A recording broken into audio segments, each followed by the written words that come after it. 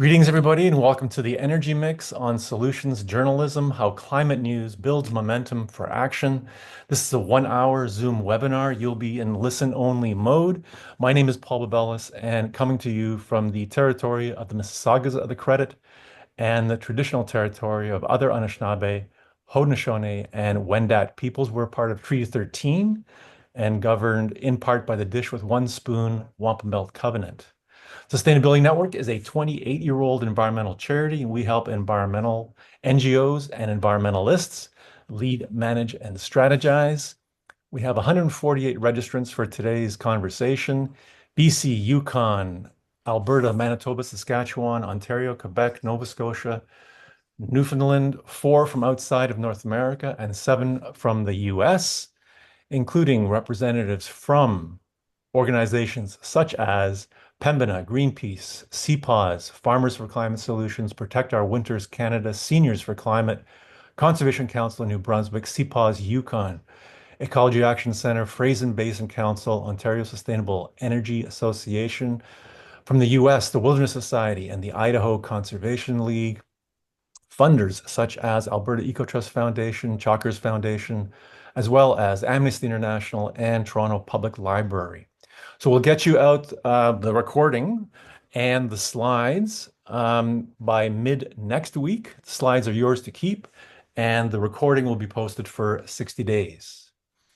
Please use the chat and the questions into the Q&A box, but the chat, if you can introduce yourself, maybe what affiliation you might have or where you're joining us from, just to have a bit more interactivity during the webinar today. And finally, let me introduce our moderator, Mitchell Beer, who is founder, publisher of The Energy Mix, which is a nonprofit community news site and e-digest on energy, climate, and rapid decarbonization. Mitchell traces his work in clean energy back to 1977, in climate change to 1997, and delivered in October 2019 TEDx talk on how to build wider buy-in for faster, deeper carbon cuts. Over to you, Mitchell.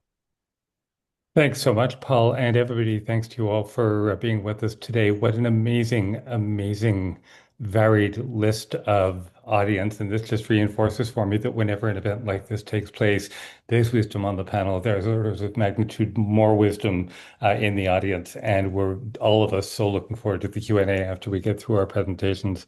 We've been following the Sustainability Network for ages, and it's just such a joy to join you today for this session.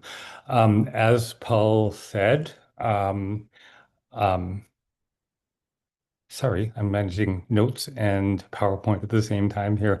As Paul said, I'm the publisher of The Energy Mix, and as you can see here, we are headquartered on unceded Anishinaabe, Algonquin Anishinaabe territory in Ottawa. The point of today's webinar is to talk about the role of independent climate news reporting in helping to build momentum for local climate solutions and for action at the federal and provincial level. We have 3 panelists who each have their own take on some of the bigger picture issues that we deal with every day at the Mix. The line between climate journalism and advocacy and why it matters. Why reliable, independent news reporting is an essential bulwark for democracy and Canadian sovereignty, and an antidote to mis and disinformation and a basis for communities to rebuild trust. And how ENGOs and other changemakers, that's you, can use climate and energy journalism as a proof point for their own work. Before we get underway, I'll just briefly share our own thinking on how the practice of journalism applies to an issue like climate change and the energy transition. We like to say, or I guess I like to say, that the energy mix starts out from an egregious but science-based bias that would be disqualifying for anybody who ever taught any of us journalism. And that is that climate change is the crisis of our lifetimes. And if we don't solve that, we won't solve anything else. That bias shapes our storyline up after we've scanned through our weekly collection of about 1,200 news headlines to make sure we're read in. But once we assign ourselves out to those stories, we pursue them the way any other news outlet should. We do our homework, conduct the interviews, gather the evidence, follow it where it leads, and tell the story without fear or favor. even or especially if it's 180 degrees different from what we expected. And that does happen as recently as yesterday.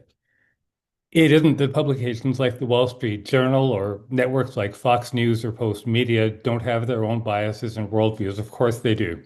It's just that they keep them implicit.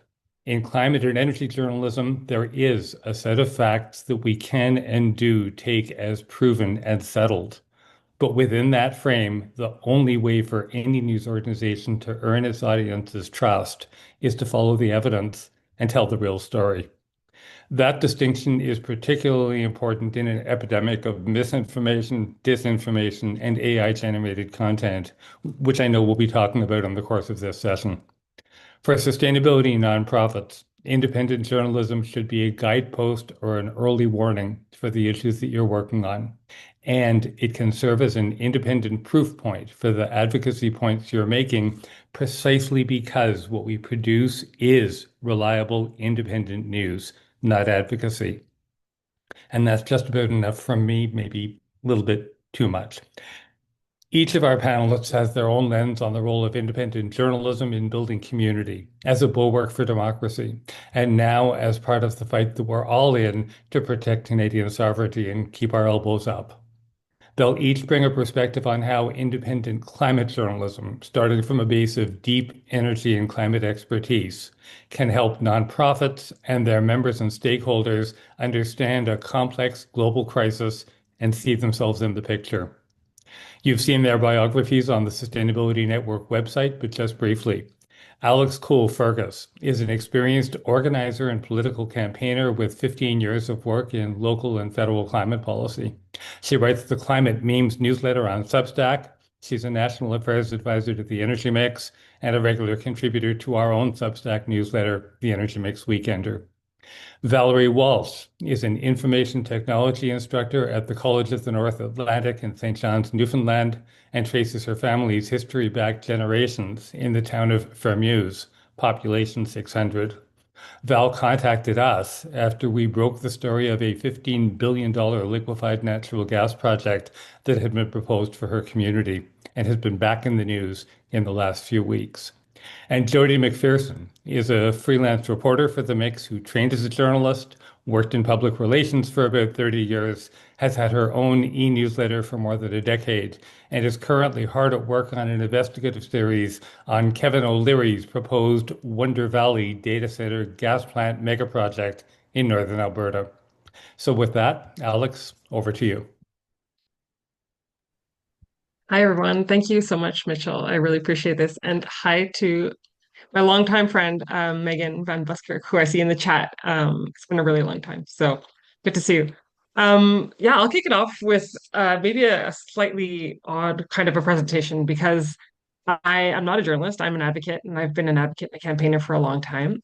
Of course, as Mitchell said, I support the Energy Mix in their national news coverage and trying to help them figure out what's going on behind the scenes in Ottawa. But I'm otherwise, somebody who has thoughts and opinions and recommendations. And so I'm speaking to this presentation as somebody who is not a journalist, doesn't pretend to be, but who definitely benefits a lot from independent climate journalism in my day to day, in my work, but also in my community involvements and just my global understanding of the world. So I started out organizing about 15 years ago when I was a young person.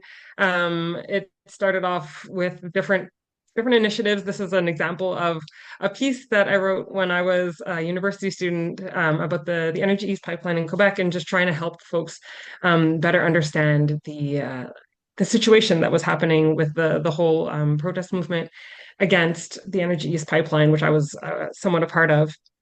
Mitchell, you can head over to the next slide.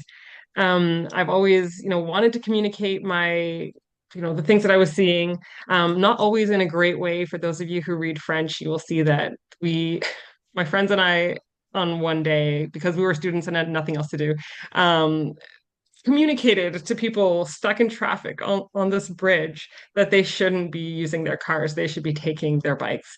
That is a terrible way to communicate to people. It was like thinking about it is so embarrassing. And now putting it up here in front of all of you is also embarrassing. But it's kind of a, I guess, proof point to how not to communicate and that there are way better ways of getting your information out there.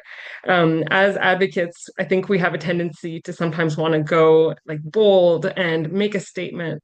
Sometimes that is super important and it works. Sometimes just being able to get into the media, trying to get into the information landscape for a broader public is actually the better way to go. Maybe in our case it worked. I don't know. There was no way to follow up. We can go to the next slide, please. So when I started getting more involved, but still was not fully involved in the advocacy space, I relied on information being shared about what was happening. And this is, I think, the strongest example in my own personal life of me as a citizen. I heard on CBC News that there was going to be a protest in Ottawa. I'm just on the other side of the bridge in Gatineau, Quebec, and so I was like, oh, I like I'd heard about the oil sands. Like I didn't feel it didn't vibe with me. I didn't feel right about it. I heard about this protest, and I went out there, participated in this mass demonstration, and that really lit a spark under me to say, hey, it's not just about demonstration, but it's also about how do we get the information out? Because if that information hadn't been shared on our local news, I never would have gotten involved with that demonstration, which honestly led to so many other things in my life. So I think it's just important for us as advocates to not forget, I guess, that there are other people out there. There's a huge potential group of people who have not been mobilized, and who also have that capacity and that potential to get involved if they hear about it. And it's not that they're against you; it's just that they simply don't know. And so it is really important for us to get our messages out as much as possible. We can go to the next slide. Um, so following the kind of like on the ground advocacy, grassroots level, kind of pushing back against things, I felt the need to get more involved at a local level. You can go back. Sorry. And so started getting involved in municipal politics here at home. And I've run many, many campaigns since then. I love municipal governments and I love campaigning.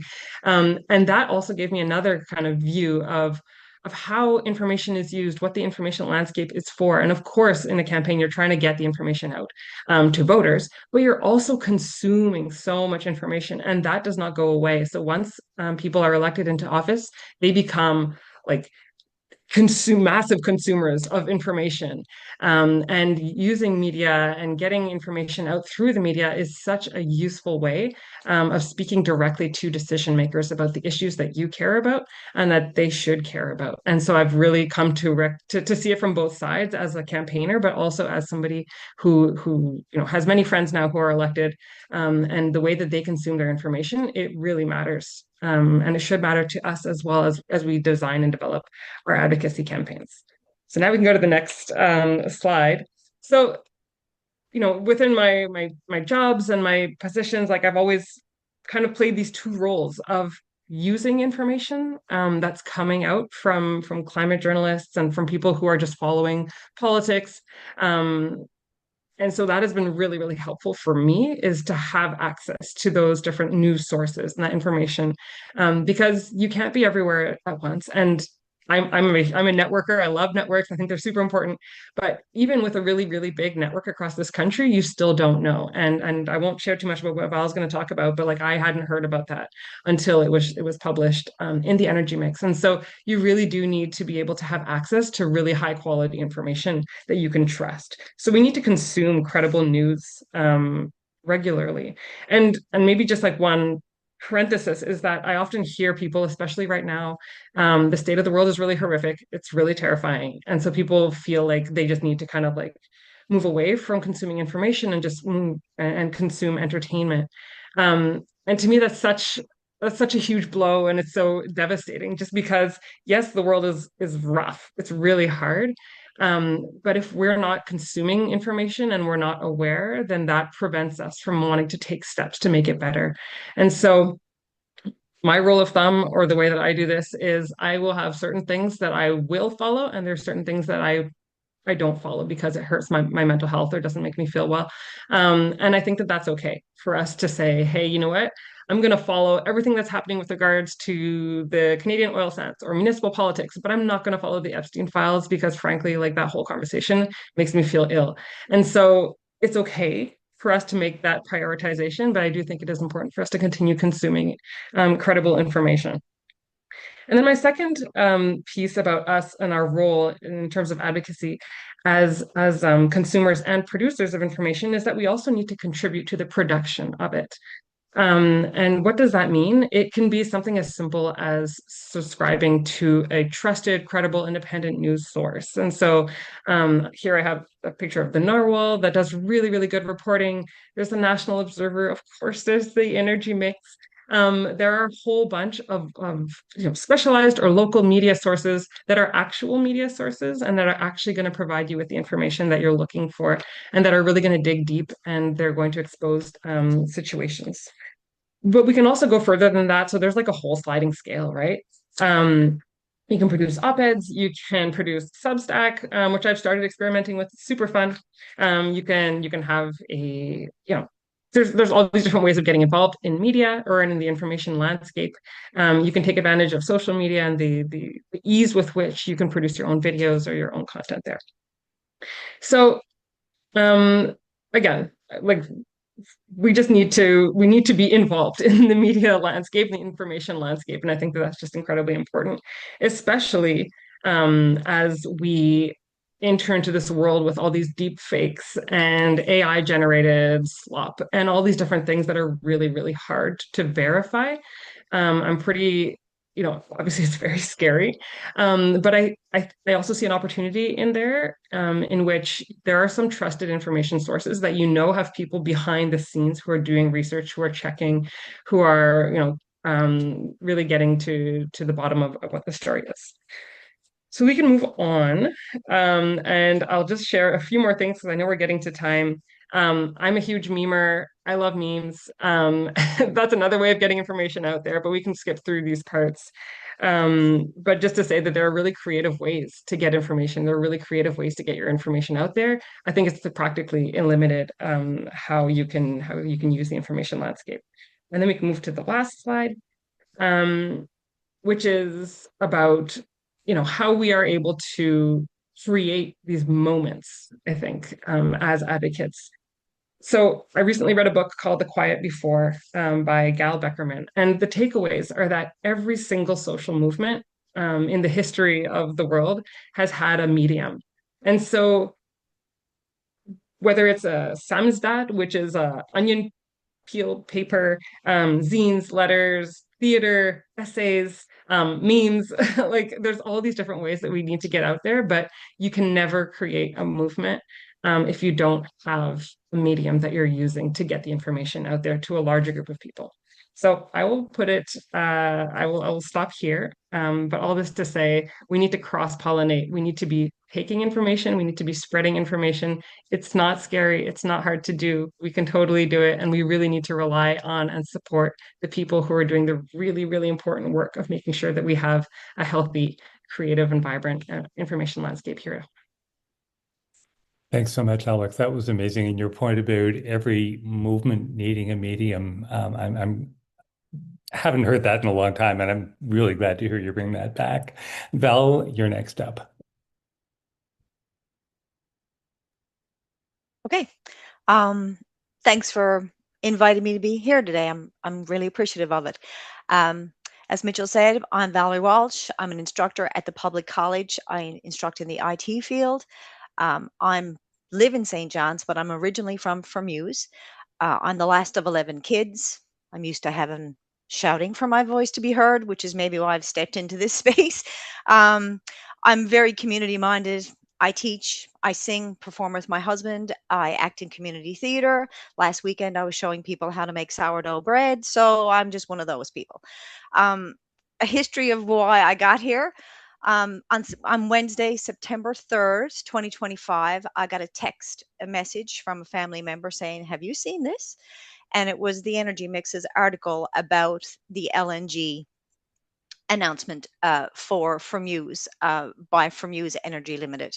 It was their company press release and just some stuff about it. So I had never heard of it. I immediately went to social media to ask the community. Basically, I said, who knew about this? And I posted the article. Nobody did. Apparently, the mayor sort of did because I went to the next council meeting and I asked a bunch of questions, none of which were really answered, but I did find that piece out that the mayor was having conversations. Anyway, about from Use and this LNG proposal. So it's a $15 billion proposal that was just last week kicked up to $20 billion by the CEO. He was on the broadcast again, and $15 to $20 billion now. And we've heard 10 to 12 from Hanwha, so I think it's still. Ooh, yeah. Yeah. They're kicking a ball around. Okay. Anyway, the proposal entails extracting about 9 or 10 trillion cubic feet of offshore gas from the Jean d'Arc Basin off Newfoundland and Labrador.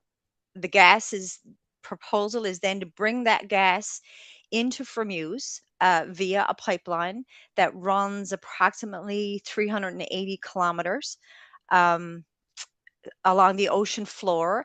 At about the 200-kilometer mark, there has to be a trench dug in the ocean floor, and the pipe has to go into the trench and be brought into Fremuse Harbor because it's sort of the iceberg alley. Not sure if anybody knows that, but we get a lot of icebergs coming down the coast, and to mitigate the threats of the icebergs.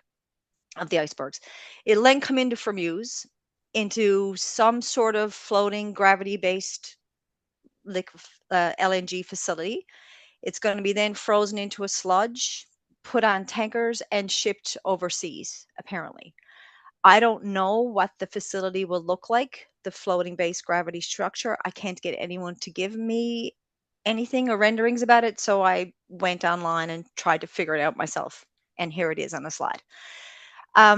Later that week, in September, I listened to Fremuse Energy Limited CEO speak on a local CBC program. He, at that time, openly admitted that they don't really have any Canadian expertise in this specific method to bring gas into Fremuse. None. He suggested that there probably is, internationally, but that he hadn't lined those ducks up. And to me, I just was sort of alarmed and thought, this is an experiment. This is a group that has no experience with this. I don't want Fremuse to be an experiment, or potentially, very expensive one, but one with enormous risks.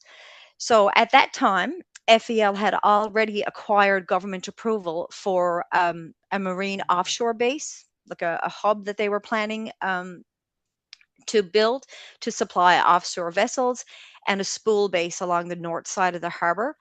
And the CEO on the radio program indicated that he hoped it would take off 12 to 18 months of development since the environmental assessments were already in place. And I quote, give or take 54 to 60 months, we should be able to export if we don't get delayed with the regulatory process. And I got really upset and thought that can't be true. So hence me. I thought, can't let this happen. So I started reading, learning, asking questions, posting information of what I was finding on social media, trying to meet people, began a letter campaign. I emailed every politician, municipally, provincially, federally. I emailed any GNO that I could find that I thought was relevant. And do you have information and can I have it? I emailed and I telephoned FEL directly. There was no answers, and often there was complete and dead silence. So I wasn't really comfortable with the non-transparency of the whole thing. So in my research, that original article from the Energy Mix, I contacted the writer and said, would you like to talk to somebody in the community? I really didn't know it was going to be me. I was just going to go find somebody who likes to talk in public and push them in front of it. But it became me. Somebody who does community theater, maybe, I don't know. I don't Or know. bake sourdough. Yeah, I think it's the last of 11, and my elbows were That'll up a do it. long time ago, Yeah. let's say. Yeah. It was that conversation and email that I sent Mitchell and sort of subsequent conversation we had that led to an interview, that led me to more information, to more factual information, meeting different groups of people who had information that I could use. I see myself as sort of, I'm from use. A lot of people don't read any of these journals, not saying anything against them, but like I want to become that person in the middle. I can have conversations and I can change it to and give it to my community in a way that they can understand the impacts of what's going to happen.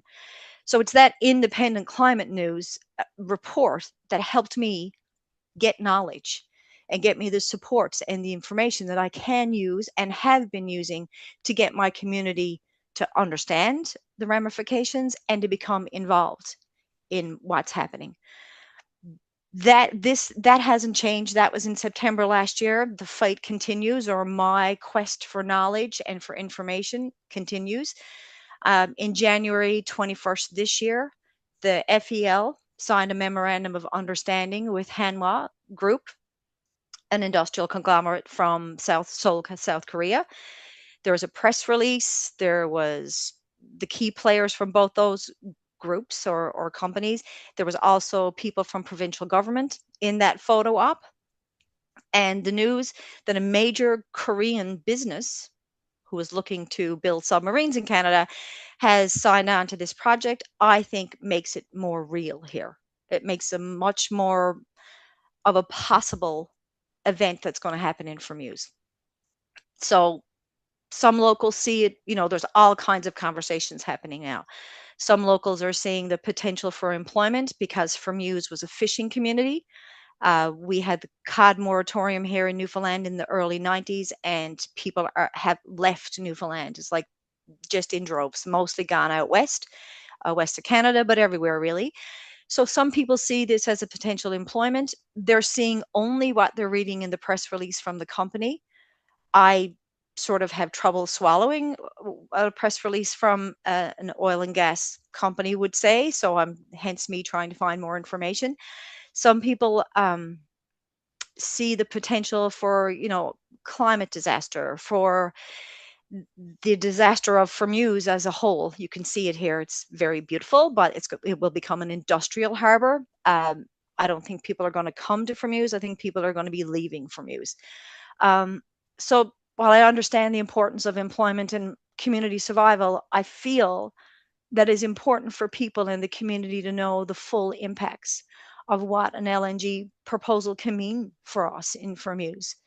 And my search and my fight and understanding about LNG and how to connect to people and how to try and get people to connect to it would never have been as productive without that initial interaction I had with a climate independent journalist.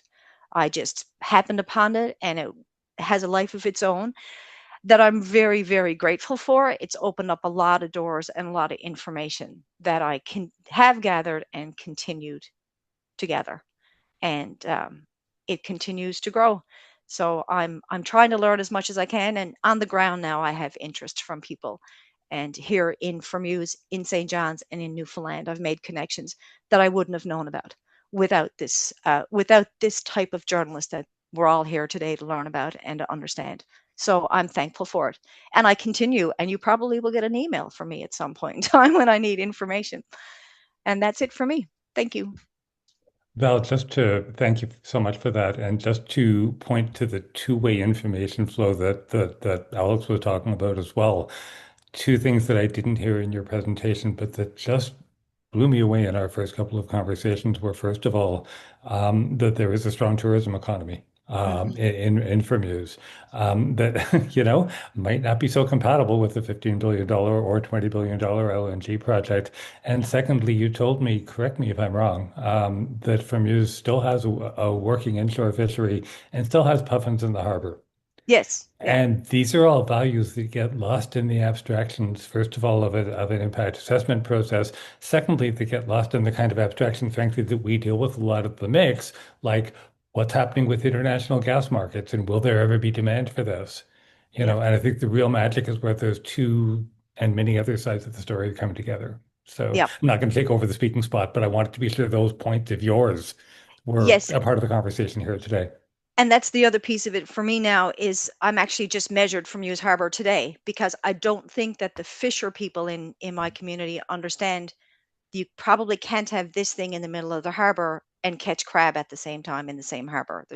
So I'm trying to understand it all from all of this information and put it down to a very precise factual information, and it's all very helpful. I can't make it up on my own. I mean, I'm not making it up, but I need the facts, right? And people will believe what they want to believe, but I'm hoping that facts will help them believe. Okay. Yeah, Thanks very much. thanks. Jody, you're next up to tell us about Wonder Valley. Hello, everyone. I'm going to tell you a little bit about a special investigative series that I'm working on for the Energy Mix. And before I tell you about that, I do want to actually tell you that with Mitchell's encouragement, I did apply for a grant from a group called Climate Action Against Disinformation, and they were looking for investigative stories about greenwashing and disinformation by the fossil fuel industry. And I was actually quite surprised, I'd say astounded that we actually got selected. And I was thrilled. And even though I had already been writing about Wonder Valley, it just was so helpful to have a group that was basically saying, yes, this is something that we want you to look into. So the idea that we put forward was to investigate and report on the plan to develop the world's largest AI data center in northwestern Alberta. It's near Grand Prairie in the municipal district of Greenview. Wonder Valley will be powered entirely by gas turbines, not connected to the grid. I think it's a perfect example of what Chris Adams of the Green Web Foundation called petrotech, which is the pairing of fossil fuels with big tech and to mutually benefit both industries. So, if you can go to the next slide. So these are a few screen grabs from the project website. And I do want to talk a little bit about why I think that perhaps this investigation was selected for funding. One of the things that you may or may not know about this project, you probably have heard of Kevin O'Leary. The project has a number of high-profile corporate actors. Kevin O'Leary I don't think needs much of an introduction, but he is a celebrity investor from television, Shark Tank. He was a former candidate for the federal Progressive Conservative leadership. He calls himself Mr. Wonderful and is a frequent guest on Fox News. There's also a couple other interesting players, including Frank McCourt, who's a real estate magnate in the U.S., who in fact had joined with Kevin O'Leary on a bid for TikTok, but as we all know, he lost out to Larry Ellison on that one. But there's also all of the big tech companies who are involved in data centers at this scale. I think that there's also another factor that really makes this investigation important is just the number of misleading narratives. The whole idea that this is, some sort of innovative economic diversification is really quite questionable because it's mainly running on natural gas, and has been promoted that way. But if you look at the size of this project, it really is massive. Um, just 7.5 gigawatts of power to run this data center is just mind-boggling. I mean, it's just huge. I mean, and that's at full build out, mind you. But these are some of the, numbers that have been thrown around. I think that they've also since upped that number to 12 gigawatts, depending on who they're talking to. So they're definitely, inflating this project to make it's always about being bigger and better. The first phase is planned for 1.4 gigawatts, which is still a very large project, and will result in a lot of carbon emissions.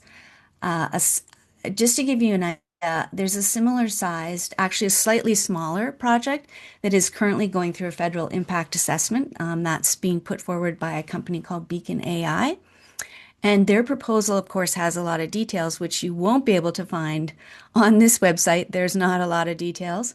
But their project specs show that there will be 200 natural gas reciprocating engine generators to run that project, and that is under a gigawatt of power. So imagine those 200 natural gas turbines times seven or more. So I mean, it's just huge. And I do want to also say that, we asked Jason Wang of the Pembina Institute to run the numbers for us, and he estimated that the project at full build out would set Alberta's emissions back 20 years, basically back to the time before we shut down coal burning power plants in Alberta.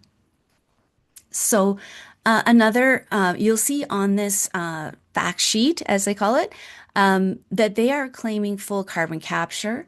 But in multiple situations where various executives have been interviewed, they've basically started walking that back almost immediately.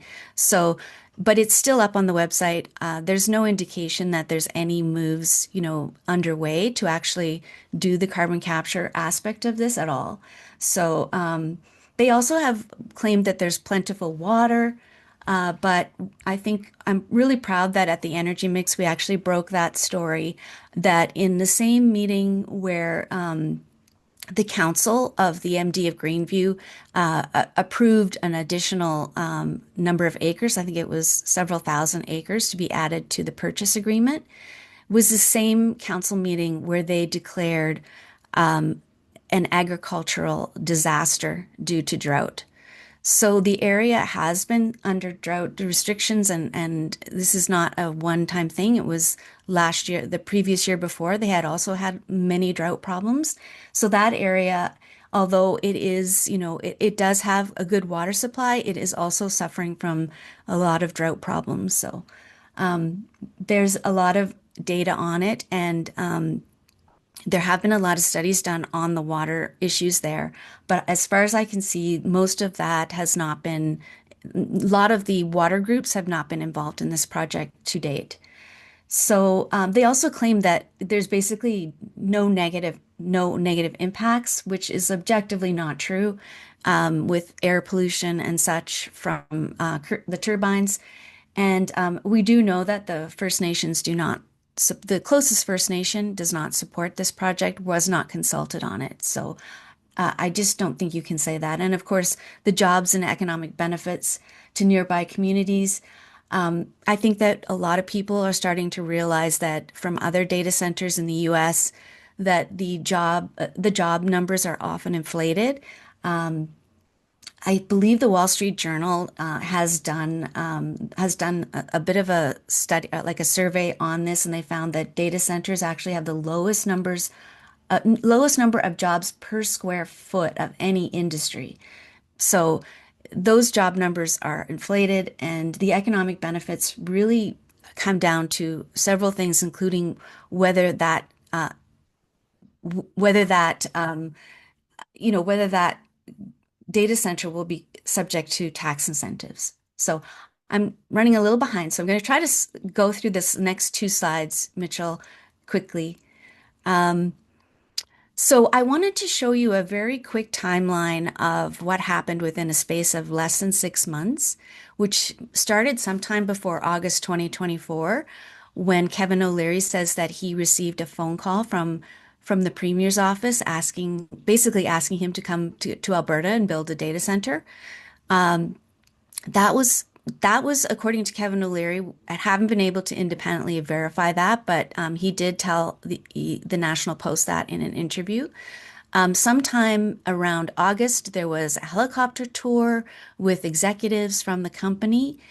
And then in September, the Minister of Innovation and Technology, Nate Glubish, had flown down to California for several times to meet with companies like Amazon, Microsoft, etc.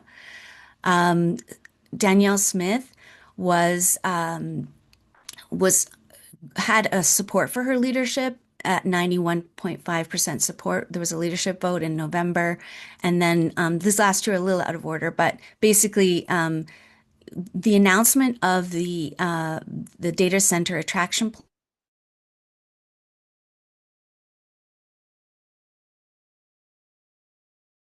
that happened. And of course, we all know what happened on November 5th. I don't really want to go into it. Trauma. Um, and then December 9th, almost like 5 days after they announced the data strategy, then O'Leary Ventures announced the world's largest data center. And they were going to spend $70 billion on it. No one in that community knew anything about it, I'm pretty sure. It was a surprise to everyone. By the end of December, or sorry, yeah, by Boxing Day, Kevin O'Leary was offering to negotiate the economic union of the U.S. and Canada. And then, of course, as we all know, in January, things started to happen. Trudeau announced he was stepping down. But very interesting, the day after that, on January 7th, by going through expense and travel expense reports, people just, I don't take credit for this, but someone flagged it to me that Rebecca Pollock, who's a senior staffer in Danielle Smith's office, had mysteriously flown down to Palm Beach, Florida. We didn't know it at the time, but this was found out afterwards. And then on January 11th, Smith and Kevin O'Leary posted photos of themselves at Mar-a-Lago with, yes, with Trump. On the 13th, Sturgeon Lake Cree Nation wrote an open letter to the premier and basically said that they wanted the project to be halted because they had not been consulted. So, next slide. That slide? So Okay. you could go to the next one, yeah. Okay.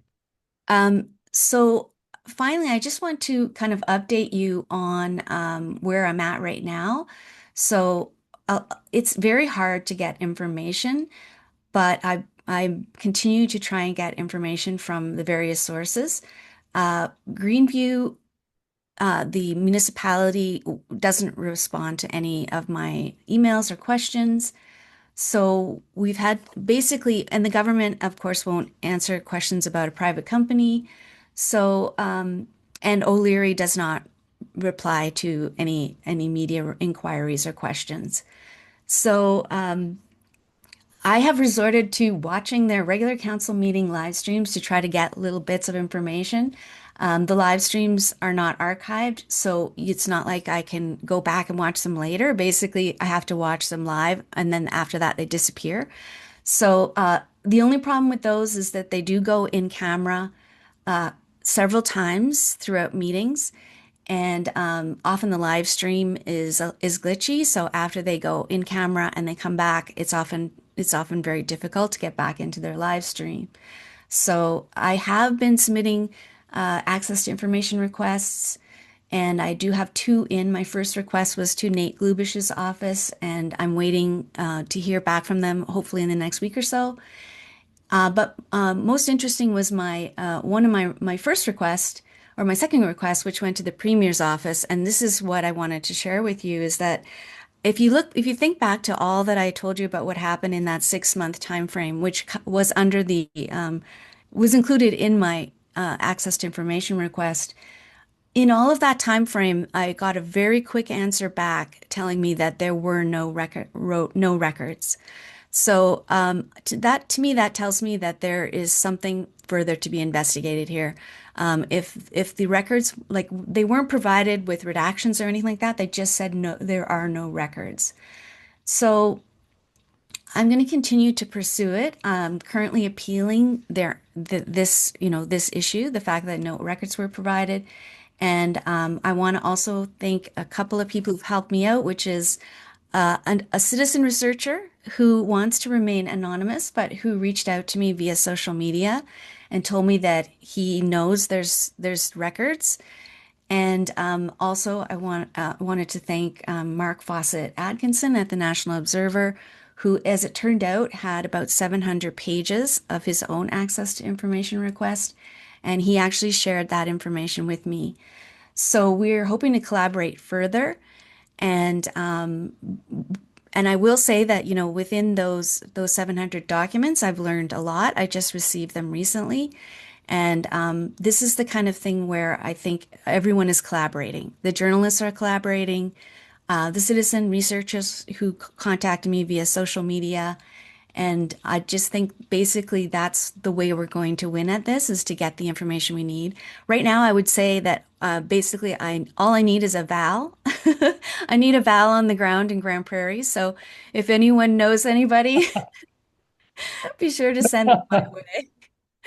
And then the last slide is just basically some screen captures uh, from some of my social media efforts to bring attention to this story. I do write, of course, for the Energy Mix, but I also have my own Substack where I really do deep dives into some of the background of my investigations, and also to get a little bit more of a feel for the community and what it's like to be up in Grand Prairie. I do have family there. I'm lucky that way, and so I can bring some of that knowledge to my stories. That's it. Hey, thank you, Jody. And folks, if you haven't yet subscribed to The Missive, which is Jody's amazing Substack newsletter, it's where we first found out that she was out there. I'll leave the URL up for just a second so that you can grab it. Jody, your point about collaborating among publications, between publications and citizen researchers, we're all small, we're all tiny in the scheme of things compared to the scale of the crisis, the scale of the interest that we're up against. We're minuscule, but working together, we can be small but mighty. And I think that one of the most exciting moments in your work was when you were able to connect with Mark at Canada National Observer, and just echoing what you're saying, that I really hope that collaboration continues. Okay, we have about 15 minutes left to the hour. And we have 3 questions in so far. So if you have more, folks, please, this is the time to send them. The first comes from Bob Garthen. Bob, I'm so glad you're here. How do we engage people in small communities and rural, if I could pronounce that, I'd be dangerous. How do we engage people in small communities and rural areas who live in a local media desert? In Northumberland County, Ontario, we will be experiencing the impacts of the largest nuclear development on Earth, accompanied by the major loss of prime agricultural land. So the question that was, how do we engage people in small communities and rural areas who live in a local media desert? Who wants to go first?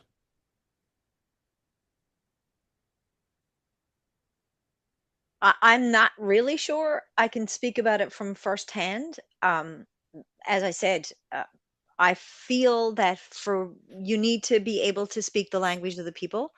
uh, you know, um, for Muse, it's no point of me coming in talking about climate change, even though Newfoundland had a lot of forest fires last summer that were directly linked to climate change. I feel like I have to show people and really make it clear the possible impacts to try and get them to engage to themselves, ask questions, and reach out and want the information. In terms of you guys, the journalists, except for maybe finding somebody, that you can connect with, I don't know how there's a lot of mistrust of information, a lot of, even in small communities, there's a lot of mistrust of where information is coming from. So for me, I'm leaning heavy into being from there. My great great grandfather was from there, and leaning into those connections and knowing how to say something, how to say it with all the hidden messages in behind. That's what I'm leaning into for me personally in Muse. Thanks, Val. Yeah. Alex or Jody? Yeah, I mean, I was gonna say that what I found helpful is just reaching out. Like sometimes, I guess I was gonna say like social media can sometimes feel like you've done your job, like you've posted about it on Facebook and whatever in like a local group. But as Val was talking about, like that's not enough. You can't just put it on social media in your local group and expect that there's something's going to come out of it. And so I think elevating that, and yes, have the social groups for the organizing, but then eventually flagging it to somebody else at another news outlet can be really helpful. And to shed information on it, because the algorithms, like the social media is not enough.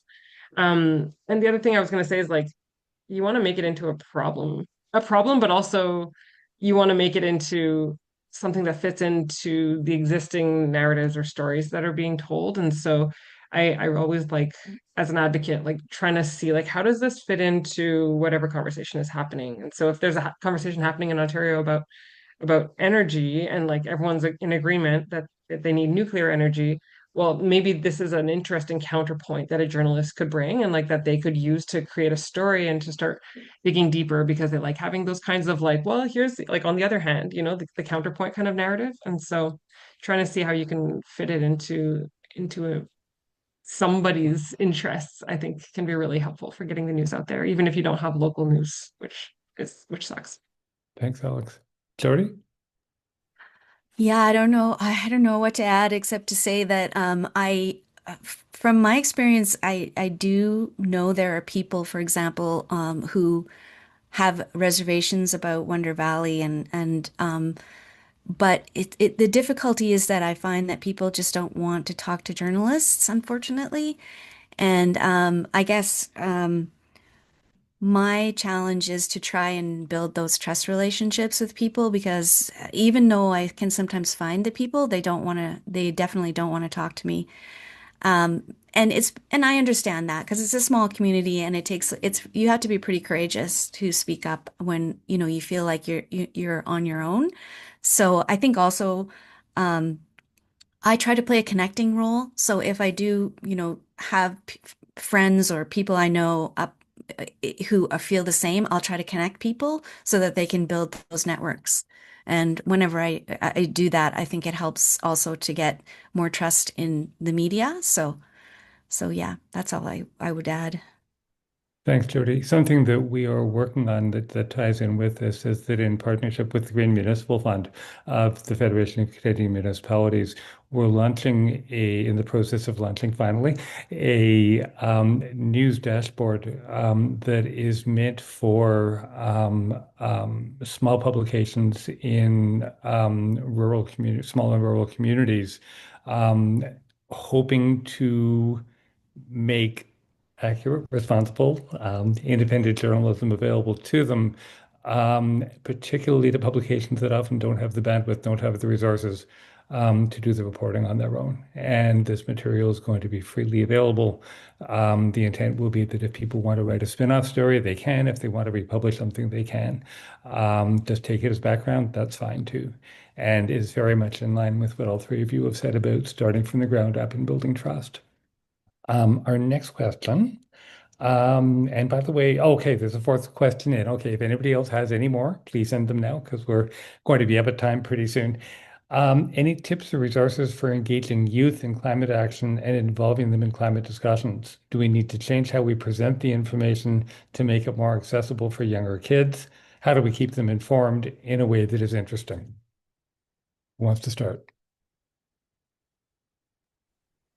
I mean, I recently aged out of the youth age group, so it's a bit weird talking about them, but I'm still very connected because I'm super cool.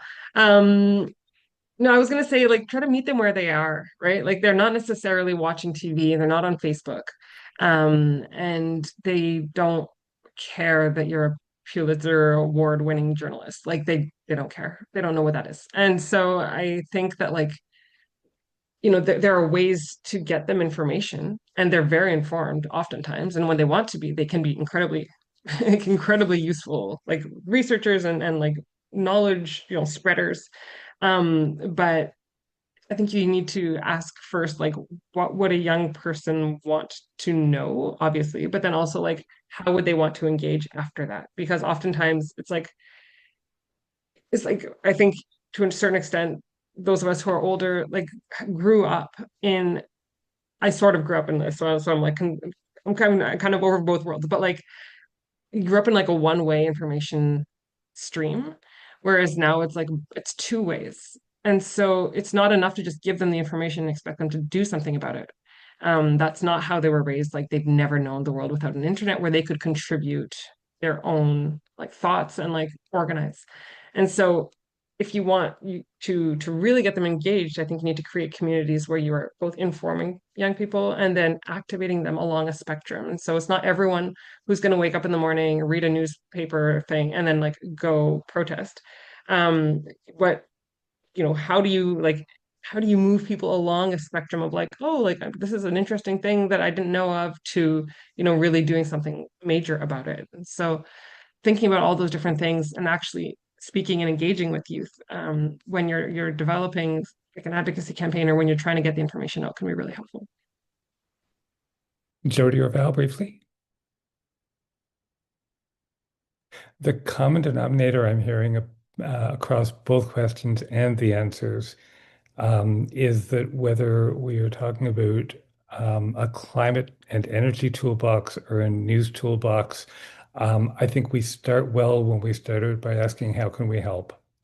What have we got that will help you get whatever it is that you want, deal with whatever it is you're most concerned with, faster and better? And I'll keep that brief because anyone on the call who knows me knows that I can go on at great length about that point, but I did hear that coming back in both points. A comment from Glenn Evans. Welcome, Glenn. David Coletto's and Louise Como's research indicates that when talking to the general public, the most effective way to advance our prospects for survival is to link mitigation of climate change with activities that will reduce economic distress. And Glenn didn't frame that as a question, but would anyone like to take that up, respond to that?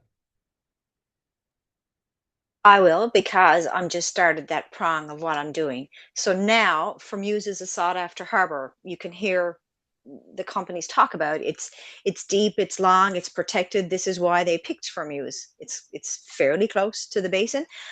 So it's a traditional fishing community. We have an existing plant there that hasn't been running since 92. So I'm now gathering information and talking to a lot of people and sending out information. Is if Muse was a fishing community and we had a moratorium, why can't we go back to what we know?